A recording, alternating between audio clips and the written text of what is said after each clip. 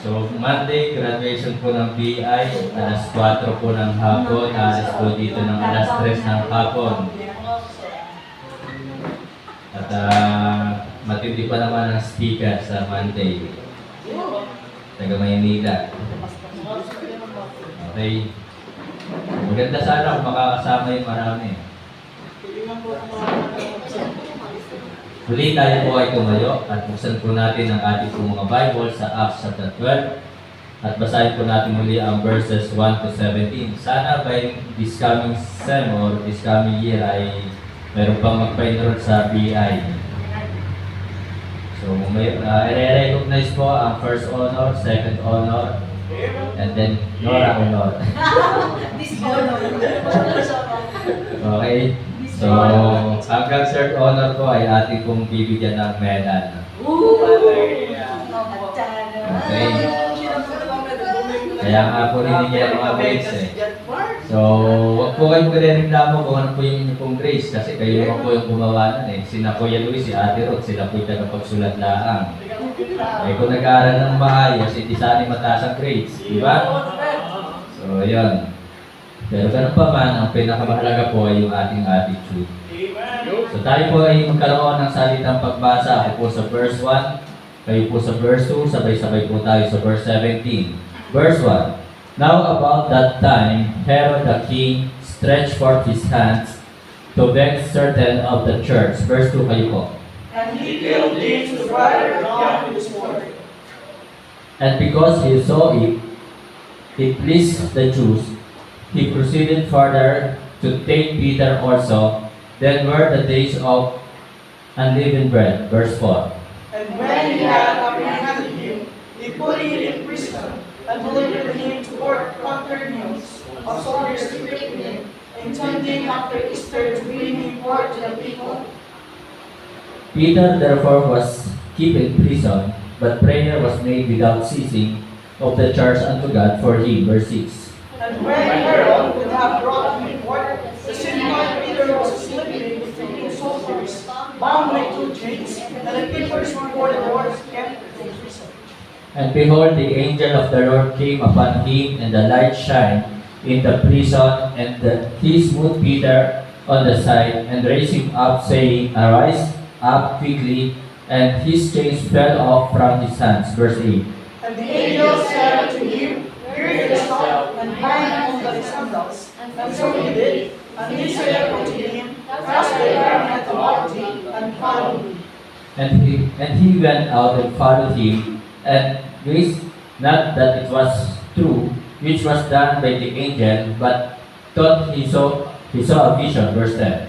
When they were past the first and the second ward, they came unto the iron gate that leadeth unto the city, which opened to them of his own accord, and they went out, and passed through the front street, and followed the gate as the Lord from him. And when Peter was come to himself, he said, Now I know of a surety that the Lord hath sent his angel, and hath delivered me out of the hand of Herod, and from all the expectations of the people of the Jews. Verse 12. And when he had considered the thing, he came to the house of Mary, the mother of John, whose surname was Mark, where many were gathered together and praying. And as Peter knocked at the door of the gate, a damsel came to hearken, named Rhoda. Verse 14. And when she knew Peter's voice, she opened not the gate for gladness, but around him, and told him how Peter stood before the gate. And they said unto her, Thou art mad. But she constantly affirmed that it was even so. Then said they, It is his angel. Verse 16. But Peter continued knocking, and when they had opened the door, and saw him, they were astonished. Verse 17 altogether ready read. But he beckoning unto them with the hand to hold their peace, declared unto them how the Lord had brought him out of the prison. And he said, Go show these things unto James and to the brethren. And he departed and went into another place. Tayo po lahat ay pumikit, tayo po ay manalangin. Dakilang Diyos na makapangyarihan sa lahat, aming Ama na nasa langit. Muli kami po ay nagpupurit, nagpapasalamat sapagkat dakila ka sa buhay ng bawat isa. Salamat sa mga panalangin po namin na inyo pong sinagot at ipinagkaloob. At tunay na kayo po ay nananatiling tapat. Minsan, hindi po kami humihingi sa iyo. Nandoon pa rin po ang inyong pong pagkakaloob sa amin na inyong pong ibinibigay ang mga bagay na hindi po namin hiningi. At sapagkat nalalaman mo po ang aming pong mga pangangailangan. Salamat po sa gabi ito na muli kami inyong pong tinipon upang magpurit magpasalamat sa lahat ng kabutihan katapatan mo po sa amin. Nawa patuloy ka namin purihin, sambahin, pasalamatan sa Espiritu at katotohanan. Patuloy namin itaas ang iyong pangalan at nawa po Panginoon, gamitin mo po kaming patuloy na kami po ay makapagbahagi ng kaligtasan ng katotohanan. At dalangin ko rin po aming Diyos na kayo po sa mamuna sa buhay ng bawat isa. Patawad po kami sa aming pagkukulang, mga kasalanang nagagawa laban sa iyo. Itago mo po ako muli sa iyong likuran. At sa gabing ito, patuloy po namin dinadalangin ang kapayapaan sa Jerusalem, kaligtasan po ng mga taga-Israel, at kagalingan po ng mga kapatiran po namin na may mga karamdaman. Ipuin mo po sila, Ama, na niyo po makapangyari ng kamay, katulad po ng hinihingi po ni Brother Marlon na si Nanay Rosie. Dalangin po namin na patuloy mo po siyang gabayan, ingatan, at bigyan pa ng kalakasan na sila po ay makapaglingkod po sa inyo. Salamat po, Ama, sa gabing ito sa buhay ng bawat isa. Pagpalain mo po sila at gabayan mo po sila sa bawat sandali na kanila pong buhay at pagpalain ang kanilang trabaho at mga pag-aaral. Ibinabalik ko po sa iyo, Ama, lahat ng papuri at pasasalamat. Ito po ay aming dalangin sa pangalan po ng aming Panginoon Jesus. Amen.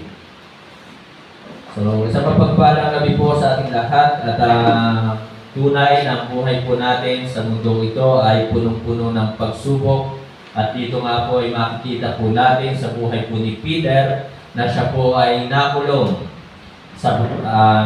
Wala po siyang kasalanan, ang tanging naging kasalanan lamang po niya ay sumunod sa kalooban ng Diyos at talagang ipangaral si Kristo bilang Panginoon at tagapagligtas. So ito po ang buhay po natin bilang mga Kristiyano at sapagkat binanggit na rin po sa 1 Peter, tinan po natin ang ating pong Bible sa 1 Peter chapter 1 verse 7, kung hindi po nagkakamali, sa 1 Peter chapter 1 verse 7. Sabi po ng mga talata sa verse 7, that the trial of your faith, being much more precious than of gold, that perisheth, though it be tried with fire, might be found unto praise and honor and glory at the appearing of Jesus Christ.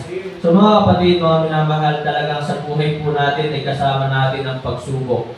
Walang taong walang pagsubok or walang taong walang problema. At lalo higit, tayo po ay naglilingkod ngayon sa Panginoon, ay tayo po ay talagang patuloy na dadanas ng mga pagsubok. At noon nga po, nung ako po ay nagsisimula pa lamang, bago pa lamang pumapasok sa PI, ay meron na rin po dumating na matinding pagsubok noon po sa akin. At noong po year 2020, ay talaga nagkasunod-sunod din naman po ang mga pagsubok. So mga kapatid, mga minamahal, kung titignan po natin ang mga talata, talagang aaralin po natin ang salita ng Diyos.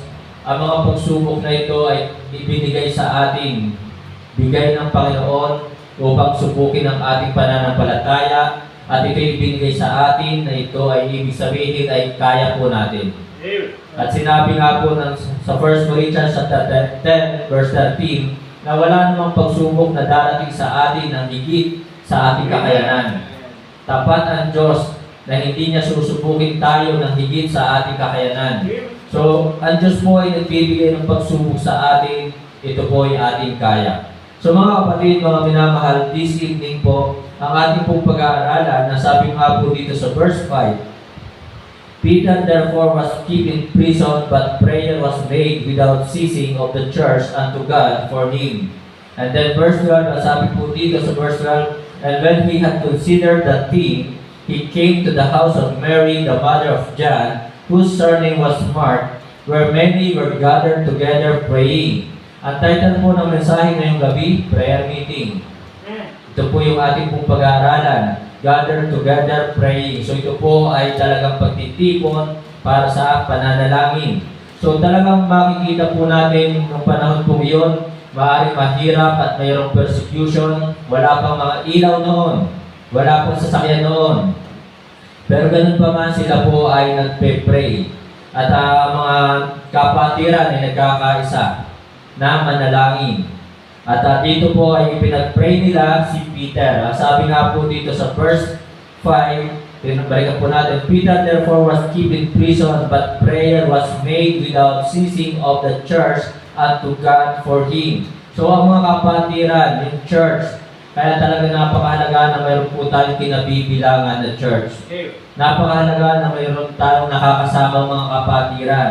Sapagkat, tinan nyo po si Peter, tinan nyo po, verse 6, and when Herod would have brought him forth the same night Peter was sleeping. Natulog na lamang po si Peter. Hindi po binanggit na si Peter ay nag-pray. So natulog. So ganun pa man, hindi man po siya nag-pray, meron po nag-pray para sa kanya. Meron po ba? Kaya nga po, minsan sa buhay po natin, tayo ay mayroong mga bagay na hindi natin hiningi, pero ibinibigay ng Panginoon. Alam ng Panginoon yung ating kailangan. So makikita po natin dito, natulog po si Peter, hindi po katulad ni Pablo. Si Pablo and Silas, Paul and Silas, kung sabi nga po sa Acts 16, verse 25, and at midnight, Paul and Silas prayed. The same situation na sina Paul and Silas ikinulong. Same situation or parehas ng pagsubok o parehas na sila inusig, pero sina Paul and Silas ay nanalangin. Si Peter, natulog. Meron po ba? Pero ganun pa man, makikita po natin dito, there is church together praying. Na meron pong mga kapatiran na talagang nanalangin para kay Peter. Kaya yun po yung isa sa kahalagahan ng church. Yun po yung isa sa kahalagahan ng mga kapatiran. Kaya mga kapatid, sana tayo po lahat, hindi lamang sarili natin ang ipinagpe-pray. Dapat ang bawat isa. Sabi ko nga po sa inyo, sa bawat gabi, kayo po ang laman ng aking prayer. Ako po ay hindi nagpe-pray for my protection. I'm not praying for my protection. Kapag ako'y nagdadrive ng motor, kapag ako'y araw-araw na lumalabas, hindi ko pinagpe-pray yung aking protection. Pero there is someone who pray for me. Na talagang mayroong mga kapatiran na nagpe-pray sa akin na ako'y ingatan sa pagmumotor. So mga kapatid, kaya nandun naman po, kahit hindi po nagpe-pray for my protection, kada kanto na aking malulusutan, na yung kada kanto na aking mapapasukan na, katulad na lamang, from highway ng Banay-Banay, papasok na ako dito papunta mataas na kahoy. So kapag kami nakapasok na, nandun na agad yung pasasalamat ko sa Panginoon. Lord, thank you. Iningatan mo ako. Hindi ako nagpe-pray, na ako ingatan. Kasi alam naman ng Panginoon, ibiling naman ako. So mga kapatid, mga minamahal, there is church together praying sa buhay po ni Peter. Ganun din sa buhay natin. Kung iniisip mo walang nagpe-pray sa iyo, sa buhay po natin, meron po nagpe-pray. Maaaring hindi kita, pero yung po ang totoo, may nagpe-pray po sa atin. Kaya nga po, isang nga po sa kabutihan, na someone's pray. Okay? not someone, something. Psalm 3. Okay, so marami talaga, mga kapatiran eh. So mga kapatid, mga minamahal, yun po, na talagang napakahalaga na tayo po ay merong kinabibilangang church. Sapagkat, and then, kung meron po kayong mga prayer requests, so pwede nyo pong sabihin sa mga kapatid. So si Brother Marlon, lagi yung nagsasabi sa akin, Pastor, pag-pray naman. Diba? So si Brother Ed, nagsasabi din yan lagi sa akin, Pastor Jazz, pag-pray. So mga kapatid, mga minamahal, napakahalaga talaga ng prayer. Kaya prayer meeting, it is the best meeting. Kaya kung talagang ito yung the best meeting, huwag natin itong pabayaan. So there is church together praying, and then as Peter, hindi po siya nag-pray, but there is Christ true to His promise. So, mayroon pong Kristo, mayroong Panginoong Jesus na talagang totoo sa kanyang pangako. Hindi siya nag-pray, pero salamat talaga ang ating Diyos, ang ating Panginoong Jesus ay tapat sa kanyang pangako. Ano ba sabi ng Panginoong Jesus sa Matthew 28, verse 20? Teaching them to observe all things, whatsoever I have commanded you, and lo, I am with you always, even unto the end of the world. na talagang nandoon kasama. Kaya nga po mababasa po natin dito sa verse 7, tingnan niyo po yung Bible, and behold, the angel of the Lord came upon him, and the light shined in the prison, and he smote Peter on the side and raised him up, saying, Arise up quickly, and his chains fell off from his hands. So mga kapatid, kasama natin ang Panginoon. Talagang hindi po tayo pinabayaan ng Diyos. So tayo po ang nagpapabaya. Pero ang Diyos kailanman hindi tayo pinabayaan. So there is Christ true to His promise. Mayroong Kristo na talagang totoo sa kanyang mga pangako. Hindi man siya nag-pray, pero dahil buhay at makapangyarihan ng Diyos na kanyang pinaglilingkuran, hindi siya pinabayaan.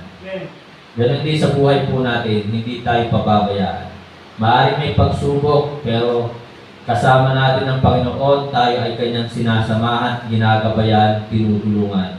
Though he fall, he shall not be utterly cast down, for the Lord upholdeth him with his hand. And then, there is Christians, thankful for Peter. So, sa Peter, hindi siya nag-pray. Pero may mga kapatiran na nag-pray para sa kanya. Bakit? Maaari si Peter ay isang mangingisda lamang. Maaari si Peter ay isang mahirap lamang. Pero ang mga kapatirang ito ay thankful. Lubos ang pasasalamat na mayroon silang Peter, mayroon silang pastor na nagbahagi sa kanila ng kaligtasan. Mayroong Peter na nag-aakay sa kanila sa Panginoon. Kaya ganoon na lamang ang kanilang pagpipray po dito. Sinabi po ng talata sa verse 5, Peter therefore was kept in prison, but prayer was made without ceasing of the church unto God for him. So talagang hindi tumigil ang mga kapatiran sa pagpipray para kay Peter, sapagkat sila'y masaya, natutuwa sila na mayroong Peter na isang mahirap, isang mangingisda, isang simpleng tao, pero naglapit sa kanila sa Diyos, sa ating Panginoon Jesus, itinuro sa kanila ang kaligtasan. Kaya mga kapatid, mga minamahal, sa buhay po natin, maaaring tayo ay parang sa ating wala pa tayo nagagawa, pero yung ating presence, yung ating presensya every Sunday, yung ating presensya tuwing prayer meeting, ito po ay isang napakalaking encouragement sa bawat isa. Yung makita kayo sa prayer meeting, sumaalala kayo pa may gabi pag pray kayo. Kasi sa totoo lang talaga, kapag lagi wala sa prayer meeting, nakakalimutan ipag-pray. Tama po ba? Tama. Yun po talaga totoo, pero hindi yung sinasabing kalimutan. Pero dahil nga po sa laging wala, ang nangyayari kapag wala sa prayer meeting, nakakalimutan ipag-pray. Pero ganun pa man, salamat na naalala ko naman po yung iba, ang inyong mga mahal sa buhay, nakakasama pa rin po yan sa gabi tuwing sa prayer. So kaya talaga ang prayer ko minsan umaabot ng mga more than 5 minutes bago matulog sa gabi. So ganun po na dapat tayo po ay talagang masipag na nagpe-pray. Huwag tayo mapagod, huwag tayo magsawa. So yun po, there is Christian thankful for Peter. Merong mga Kristiyano kapatiran nagpapasalamat talaga kay Peter. Isang ordinary people. Pero si Peter, makikita natin hindi niya hinangad na magkaroon ng magandang bahay, hindi niya hinangad na magkaroon ng magandang sasakyan, hindi niya hinangad na magkaroon ng magandang damit. So yun po si Peter. So ngayon, sasagutin po natin na why the best meeting? Bakit ang prayer meeting ay the best meeting? Bakit? Kasi yun ang sinasabi talaga. Prayer meeting is the best meeting. So the best meeting, kaysa sa mga inuman. Talagang the best meeting po ito kaysa doon sa mga inuman. The best meeting ito kaysa doon sa mga sugalan. The best meeting ito kaysa doon sa mga chismisan. Di ba? So ito po yung the best meeting. The best meeting po ito kaysa doon sa mga kainan lamang. Bakit? So una, makikita po natin dito sa verse 7 to 19, nito po yung Bible. And behold, the angel of the Lord came upon him, and the light shined in the prison, and he smote Peter on the side and raised him up. Ang sarap ng tulog ni Peter, ano? Talagang hinampas po siya sa kanyang tagiliran. Peter, bumangon ka dyan. Puyat yun. Siyempre, pagod. Ikaw pa naman yung pahirapan bago ikulong. Nakatani ka na. So nakakapagod talaga. At talagang pagdating ng gabi, bagsak ang katawan mo. So sabi po dito, and raised him up, saying, arise up quickly, and his chains fell off from his hands. Verse 8. And the angel said unto him, God, gird thyself, and bind on thy sandals. And so he did. And he said unto him, cast thy garment about thee, and follow me. Verse 9. And he went out and followed him, and wist not that it was true which was done by the angel, but thought he saw a vision. So akala niya panaginip pa. So yun po. So una, the best reading sapagkat the truthfulness of God. You will see the truthfulness of God. So makikita po natin yung katapatan ng Diyos. Kaya huwag po tayo mapapagod mag-pray. Na talagang ang Diyos po natin ay tapat, hindi po siya sinungaling. At talagang sinabi po niya, kailanman, I will never leave thee nor forsake thee. I have been young and now I am old, yet have I not seen the righteous forsaken, nor his seed begging bread. So, kailanman ay hindi po pinabayaan ng Diyos ang kanyang mga anak. Kaya sabi po ng Matthew chapter 7, verse 7 and 8, tinan po natin ang ating pong Bible. Matthew chapter 7, verse 7 and 8. Verse 7. Matthew chapter 7.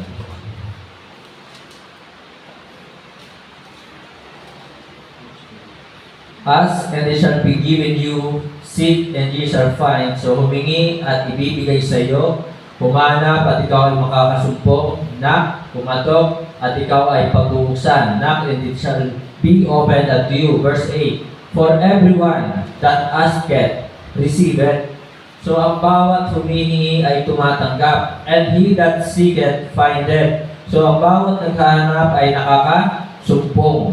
And to him that knocketh, it shall be open. So sa bawat kumakatok ay pinagbubuksan. Kaya mga kapatid, mga minamahal, ang mga kapatiran doon ay nag-pray para kay Peter. Kaya naman, at marami sila nag-pray para kay Peter. So agad ay sinagot ng Diyos ang kanilang prayer. Kaya mga kapatid, totoo ang salita ng Diyos, tapat ang Diyos. God never failed us. Kailanman hindi tayo binigo ng Diyos. God never forget us. Kailanman hindi tayo nakalimutan ng Panginoon. Tayo nakakalimot. Kasi ang tao ngayon sobrang busy. Ang tao ngayon ang daming alalahanin. Laging sinasabi ng tao, hindi sila nakakalimot sa Diyos. Yan ang laging sinasabi nila. Pero nasan na po sila kapag araw ng linggo? Araw ng pagsamba, nasan sila? Araw ng prayer meeting, nasan sila? So, sinasabi nilang hindi nila nakalimutan ng Diyos, pero nawawala sila. So, God never failed us, God never forget us, and God never forsake us. Tayo ang nagpabaya sa Diyos. Kaya ako po'y talagang nagpapasalamat na talagang 2008 up to 2014, gaano katagal na wala akong sinimbahan noon. Talagang tinalikuran ko ang dati kong relihiyon at 2014 ako'y nagbalik loob sa Panginoon. So, ang tao ngayon ay talagang ang tao ay nakakalimot sa Diyos. Yan ang totoo. So, wala naman po masamang mag-swimming as long as hindi maapektuhan ang ministry. Diba? Wala masamang mag-swimming, wala masamang mag-outing, wala masama na talagang magkaroon ng mga fellowship as long as hindi maapektuhan ang ministry. Ang masama, nag-swimming ng Sabado, kinabukasan linggo, dahilan, Pastor, pagod, masakit ang katawan ko. Tapos meron pang part sa ministry. So yun po ang hindi maganda. Diba? So, kung magsuswimming, siguraduhin lamang na talagang hindi maapektuhan ang ministry. So mga kapatid, mga minamahal, the truthfulness of God. Ang ating Diyos na ating nilalapitan ay tapat. Si Hannah, Kung tandaan ninyo si Hannah, asawa ni Jared. Okay. So si Hannah dito po sa Bible ay baog. Talagang imposible ang mga naps para sa kanya. Pero si Hannah, dahil siya po ay talagang nagmakaawa at talagang may pag-iyak, na talagang bukal sa puso niya, na talagang kung ibibigay sa kanya ang kanyang hinihingi, na bibigyan siya ng anak, ang anak na ito ay ihahandog sa Panginoon. So, nandoon yung katapatan ni Hannah. So mga kapatid, kahit baog si Hannah, maaari sa atin, imposible talaga. Pero yun po ay sinagot ng Panginoon. Binigyan ng anak. Kaya for with God, nothing shall be impossible. So napakaganda na tayo po ay dumadalo ng prayer meeting upang ang ating mga panalangin ay mailapit din, may pag-praying ng mga kapatiran. Kasi napakaganda kung marami ang nagpe-pray. So yun po yun. Kaya ganun pa man, huwag natin kalilimutan ang humingi ng tawad. Kasi sabi po ng Psalm 66, verse 18. Tingnan po ang Bible. Psalm 66, verse 18. If I regard iniquity in my heart, the Lord will not hear me. Kaya sa ating pong paglapit sa Panginoon, suriin natin ang ating puso at ang mga kasalanan na ating nagawa ay ating pong hihingi ng tawad sa Kanya. Kaya suriin po ang puso kung mayroon bang kasamaan, karumihan nandito sa ating puso at isipan na isama sa panalangin, create in me a clean heart. Kasi kung mayroon tayong kasalanan, ito ang magiging hadlang para hindi dinggin ng Diyos ang ating prayer. Kaya nandoon ang paalala ng salita ng Diyos na tayo every time na nagkakasala, humingi ng tawad. So yun po makikita po natin dito, una, the truthfulness of God. Na talagang ang Diyos na ating pinaglilingkuran ay tapat. Pangalawa, na makikita po natin dito. Sa verse 7 ng Acts chapter 12 verse 7, makikita pa rin po natin diyan, the truthfulness of God. Yung pagmamalasakit ng Diyos. Ang Diyos po natin ay talagang nagmamalasakit. Thoughtful. So ang Diyos, dahil mayroon pang vision si Peter, ay talagang sinugo ng Diyos ang kanyang anghel at pinakawalan si Peter. Si Peter ay mayroong bantay, gwardya, at talagang nakatabi lang ang kanyang mga paa at kamay. Ganun pa man, nagpadala ang Diyos, angel of the Lord, ito nga po walang iba kundi ang ating Panginoong Jesus. Siya po mismo ang pumunta doon sa kulungan para pakawalan si Peter. So ang ating Panginoon, sabi po ng John 14:18, di na po Bible. John 14:18. I will not leave you comfortless, I will come to you. So napakaganda na talagang ang ating pong Panginoon ay nagmamalasakit sa atin. Hindi niya tayo iniwan na walang mang-aaliw sa atin at bukod doon, babalik pa siyang muli. So ganun tayo ka-special sa Panginoon. So ang Panginoon nag-aalala. Kaya sana bilang mga Kristiyano, meron tayong pagmamalasakit sa gawain ng Diyos. Bilang mga Kristiyano, meron tayong pagmamalasakit sa mga kapatiran. Bilang mga Kristiyano, meron tayong pagmamalasakit sa ministry. Yun ang dapat na makita sa isang Kristiyano. Yung malasakit sa isa't isa. Sapagkat ang Panginoong Jesus nagmamalasakit sa atin. Kaya kung tayo talagang Christian, lagi natin tandaan, dapat meron tayong Christ-likeness. Na tayo ay tinutularan natin yung karakter, yung attitude ng ating Panginoong Jesus. So tayo po dapat thoughtful in mission, thoughtful in missionary, thoughtful in ministry. So salamat kayo pinandyan. Talagang sa totoo lang, ako pinalulungkot talaga kapag kakaunti natin ng prayer meeting. Kasi masasabi ba natin nagmamalasakit ang ibang Kristiyano sa prayer meeting, sa ministry? Nalulungkot ako kapag kakaunti na natin pag Sunday afternoon. Nalulungkot ako kapag nababawasan ang choir. Kaya nga hindi ako naalis sa choir kahit sintonadong boses ko eh. Kahit pangit ang boses ko eh. Diba? Kasi nalulungkot ako kung hindi yung kumakanta ng mga lalaki eh. Pero salamat ngayon, babae na dami. Ang lalaki hindi pa rin nadadagdagan. So ganun pa masalamat ang Panginoon po ay nagdaragdag. Diba? So mga kapatid, sana ang mga nararamdaman ng Kristiyano, sana ganun kayo. Diba? So yun po yung aking nararamdaman sa ministry. Nalulungkot ako dahil na para pag hindi natin nakikita yung kanilang concern sa gawain. So sana lahat tayo kung paano tayo pinagmalasakitan ng Panginoon, binigyan tayo ng kaligtasan, iniligtas tayo, binigyan tayo ng buhay na walang hanggan. Ganun din po tayo magmalasakit sa Panginoon sa ministry. Last, mga kapatid, mga minamahal. So makikita pa rin po natin dito sa Acts chapter 7, the timeless of God. Yung walang katapusan ng ating Diyos. Ibig sabihin, God is eternal. Ang ating Diyos ay kailanman ay talagang hindi nagbago simula noon. Siya ay Diyos ni Abraham, Diyos ni Moses, na mula noon ay tapat, nagmamalasakit, at mula noon ay talagang kumikilos sa buhay. Kaya makikita po natin sa Psalms chapter 107, tingnan po natin ang ating Bible sa Psalms 107, verse 14.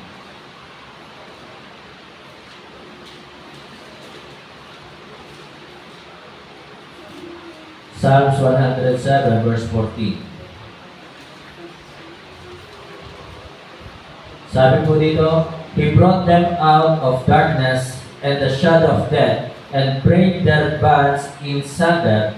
Verse 15, all that men would praise the Lord for His goodness and for His wonderful works to the children of men. Verse 16, for He has broken the gates of brass and cut the bars of iron in sunder. So mga kapatid, parang ito po ay prophecy patungkol sa mga alagad ng ating Panginoong Jesus na talagang nakasulat na po noon pa sa Psalms yung mga mangyayari sa mga alagad. Na mga alagad na hindi makukulog, ganun pa man sila ay tutulungan ng ating Diyos, ng ating Panginoon. Kaya makikita po natin dito, break their bands in sunder, na yung talikala ni Peter ay kusa ng nalaglag by the power of God. So the timeless of God, ang sabi po ng Revelation chapter 1 verse 17 and 18, ang ating Diyos na pinaglilingkuran ay buhay magpakailan paman, at siya po ay eternal God. Revelation chapter 1 verse 17 and 18. And when I saw, I fell at His feet as dead, and He laid His right hand upon me, saying unto me, Fear not, I am the first and the last. Verse 18, I am He that liveth and was dead, and behold, I am alive forevermore. Amen. And have the keys of hell and of death. So ang ating Panginoon Jesus minsan namatay, nabuhay at buhay magpakailan paman. Hindi na siya mamamatay. Kaya mga kapatid, mga minamahal, ang ating Diyos na pinaglilingkuran ay walang hanggang Diyos. Eternal God. So yun po yung makikita natin dito. Alpha and Omega. At pagdating natin sa langit, bawat pangalan natin, babanggitin niya. Kilala niya tayo by name. Hindi siya Diyos na nakakalimot. Tayo ay nakakalimot eh. Diba? Pero ang Diyos, pagdating natin sa langit, isa-isa niyang tatawagin ng ating mga pangalan. Kaya meron tayong kantang, When the roll is called up, I'll be there. I'll be there, man. I'll be there. Ang pangalan, pagtinawag, ang pangalan, pagtinawag, naroon ako at tutugunagan. Yun ang pinaka-the best na roll call. Kaya mga kapatid, mga minamahal, napakaganda talaga ng prayer meeting. Sapagkat makikita natin the timeless of God. God can help us anytime. O anong oras na kaya yon? Nung si Pedro ay ginising, maaaring hating gabi na. Diba? Kaya ang Diyos po natin talaga makapangyarihan. Tanging siya lamang ang makakapagligtas sa atin anytime. God can help us anywhere.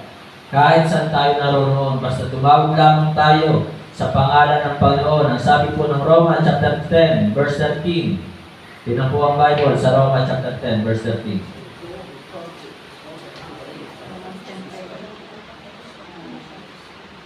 Huwag tayong magtitiwala sa tao. For whosoever shall call upon the name of the Lord shall be saved. So, lagi nyo naman naririnig sa akin, 2 beses akong pinamumot. Pero sino nagligtas sa akin? Ang Panginoong Jesus. Isinigaw mo lamang, Panginoong Jesus, iligtas mo ako. Kaya ito po mga talatang ito, totoo, buhay. Ang Diyos natin ay tapat, magpakailan pa man. Ang sino mang tatawag sa pangalan ng Panginoon ay maliligtas. So maging sa physical natin, habang nandito pa tayo sa mundong ito, tumawag lang tayo sa Panginoon, maliligtas tayo. At ang maaaring dito po, ang tinutukoy dito ni Pablo yung kaligtasan ng ating kaluluwa. So kung ligtas na ang ating kaluluwa, ganoon din po habang tayo naririto sa mundo. Tumawag ka sa Kanya, kasi minsan meron ako napapanood sa mga YouTube o sa Facebook, mga Muslim, tatawag sa pangalan ng Panginoon, in the name of Jesus, save us. Sila'y nagpapatotoo. Nakatakip ang kanilang buong mukha sapagkat yun ay mapanganib para sa kanila. Na sila'y makilala, na sila'y nagpatotoo patungkol sa Panginoong Jesus. So sa oras ng mga kagipitan, sa oras ng mga panganib, at sila ay tumawag sa pangalan ng Panginoong Jesus. Kaya God can help us anytime, anywhere. God can help us in all. Sa lahat, tayo po'y kaya niyang tulungan. Kaya mga kapatid, mga minamahal, tayo po'y laging manalangin at umattend ng prayer meeting. Sa pagtatapos, don't neglect our prayer meeting. Huwag natin pabayaan. Acts chapter 2, verse 42, dito na po natin tatapusin ang ating pong pag-aaral ngayong gabi. Acts chapter 2, verse 42.